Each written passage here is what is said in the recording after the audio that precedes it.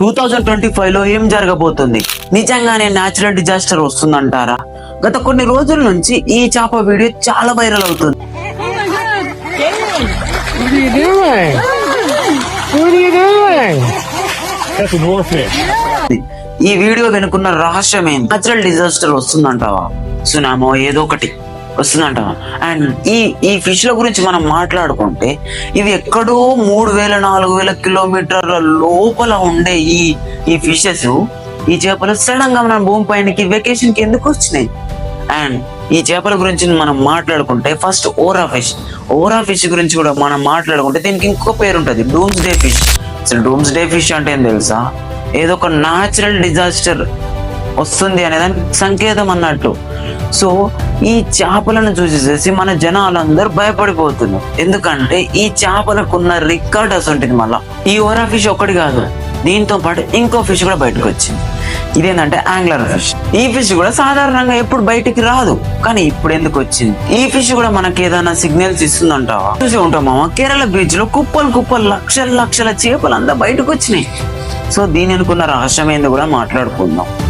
And ఇది ఒకటే కాదు, అండ్ ఇంకో షాకింగ్ విషయం ఏం తెలుసా? ఒడిస్సాలోని ఒకే బీచ్ లోని 7 లక్షల తాబేళ్ళ వరకు ఒకేసారి బయటకు వచ్చినాయి అంట.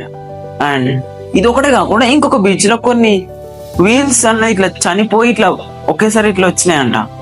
సో దీని అనుకున్న రహస్యం ఏందన్నది కూడా మాట్లాడు. అండ్ దానికంటే ముందు సముద్రం అన్నది ఒక విశ్వం మావా. ఈ విశ్వంలో మనకు తెలిసింది కొంచెం మాత్రం, ఒక 1%. మనకు తెలియంది చాలా ఉన్నది.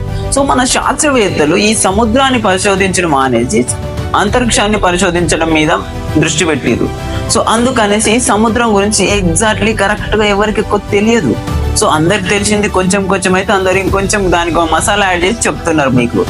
సో అసలు విషయం ఏంటంటే, అంత లోతులో ఉండే జీవి ఎందుకు బయటకు వచ్చిందంటే, ఆ సముద్రం మట్టంలో ఉన్న జీవులు సడన్ గా ఇలా ఒక్కొక్కసారి బయటకు ఎందుకు వస్తున్నాయి అంటే దాని అనుకున్న రీజన్ ఏం తెలుసా? భూమి అడుగు భాగంలోనే కొన్ని విపత్తులు వచ్చినప్పుడు, విపత్తులు అంటే భూమి అడుగు భాగంలో కూడా అప్పుడప్పుడు సునామీలు ఇలాంటి భూకంపాలు లాంటివి వస్తాయి. సో అలాంటి విపత్తులు వచ్చినప్పుడు వాటి నివాసాలకు లేకపోతే అలాంటి అవి ఉండే ఎన్వైరన్మెంట్ చేంజ్ కావడం వల్ల ఆ ఎన్వైరన్మెంట్ కు తట్టుకోలేక పైనకి వచ్చేసి ఇదంతా ఓకే. 2011 లో ఇలాగే ఓరా ఫిష్ ఒకటి బయటకు వచ్చిందంట. సో అప్పుడు వచ్చినప్పుడు కూడా సునామీ వచ్చింది. అయితే ఇప్పుడు కూడా వచ్చింది, మళ్ళీ ఇప్పుడు కూడా సునామీ వస్తుందా అంటే దీనికి ఎగ్జాక్ట్లీ సైంటిఫిక్ గా రీజన్ లేకపోయినా, సో అక్కడ ఏదో భూమి లోపల ఏదో అంత న్యాచురల్ అంటే డిజాస్టర్ జరిగింది కాబట్టి అవి బయటకు వచ్చినాయి. సో అవి అక్కడ తేడా కొట్టింది కాబట్టి పైనకి కూడా ఏదైనా రావచ్చు అని ఒక దాంతో చెప్తారు. బట్ ఇంకొకటి ఏంటంటే ఈ ఓరా ఫిష్ కు ఇంకొకటి కూడా ఉంది నేమ్. ఏంటంటే ఇది వరల్డ్ పెద్ద డిజాస్టర్ రాబోతుంది అనే దానికి ఒక సంకేతం అన్నట్టు. సముద్రంలో మనకు తెలియని విషయాలు, మనకు తెలియని వింత జీవులు తెలియని చాలా ఉన్నాయి. అండ్ ఒకవేళ ఇవి ఏమన్నా పెద్ద మన పురాణాలు చెప్తున్నట్టు ఏమన్నా పెద్ద జీవులు వచ్చి ఇలాంటి చిన్న జీవులని డిస్టర్బ్ చేసి బయటికి పంపినాయి అంటావా? సో ఇదే అయితే ఒకవేళ 2011 లో ఇట్లాగే ఒకసారి ఈ యాంగ్లర్ ఫిష్ బయటకు వచ్చింది అంట. సో ఇది వచ్చిన ఎగ్జాక్ట్లీ కొన్ని డేస్ కే సునామీ వచ్చిందట.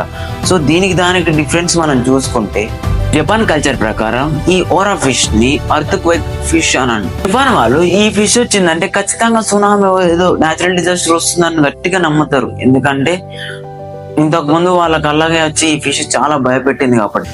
ఈ ఓరా ఫిష్ కి అసలు ఈ ఫ్యూచర్ ని ప్రిడిక్ట్ చేసే సామర్థ్యం ఉందంటారా? అండ్ ఈ ఓరా ఫిష్ ఇలా సడన్ గా బయటకు వచ్చింది కాబట్టి మనకేమన్నా సూచన ఇస్తుందంటారా న్యాచురల్ డిజాస్టర్ వస్తుంది అని? ఈ చేపకు నిజంగానే ఒక సూపర్ మ్యాన్ లెక్క శక్తులు ఉన్నాయంటారా? అండ్ ఇవన్నీ ఎవరైనా క్వశ్చన్ అడిగితే నో అని చెప్పేసి. అండ్ ఇవన్నీ సీన్స్ ఒకేసారి జరగడం అన్నది ఒక అన్ఎక్స్పెక్టెడ్ థింగ్. ఈ ఓరా ఫిష్ కనపడడం, ఈ యాంగ్లర్ ఫిష్ అండ్ తాబేల్స్ బయటికి రావడం, ఈ వీల్స్ అన్ని బయట చనిపోవడం, అండ్ ఇవన్నీ ఒక కోఇన్సిడెంట్ లాగా జరగడం వల్ల ఎగ్జాక్ట్లీ జనాలలోని భయం కలుగుతుంది. కానీ అసలు నిజం ఏంటంటే పెద్దగా భయపడాల్సిన అవసరం లేదు మావా. ఇంతవరకు నా వీడియోను చూసినందుకు థ్యాంక్ యూ సో మచ్ మావా.